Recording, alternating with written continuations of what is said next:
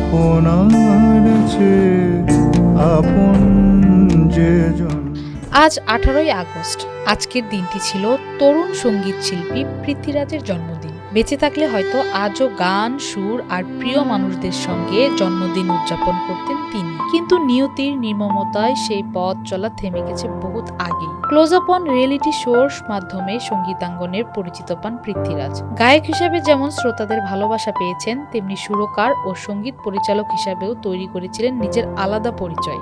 মনে পড়লে অকারণ 2011 সালে প্রকাশিত হয় তার প্রথম একক অ্যালবাম ডট। তার গাওয়া বাজে স্বভাব গানটি তরুণ শ্রোতাদের মধ্যে বেশ জনপ্রিয়তা পায়। সঙ্গীতের পাশাপাশি কাজ করেছেন ABC রেডিওতেও। কিন্তু মাত্র 34 বছর বয়সেই থেমে যায় এই প্রতিভাবান শিল্পীর জীবন। 2019 সালে 15ই ডিসেম্বর রাতে ধানমন্ডির নিজের স্টুডিওতে যান পৃথ্বীরাজ। রাত 12:30 পর্যন্ত স্টুডিওর দরজা না খোলা পেয়ে উদ্বিগ্ন হয়ে পড়েন স্বজনরা। অনেকবার ডাকাডাকি করেও কোনো সাড়া না পেয়ে শেষ পর্যন্ত দরজা ভেঙে ভেতরে প্রবেশ করেন তারা। সেখানেই নিথর অবস্থায় পাওয়া যায় পৃথ্বীরাজকে। পরে হাসপাতালে নেওয়ার হলে ভোর 4:30টার দিকে চিকিৎসক তাকে মৃত ঘোষণা করেন।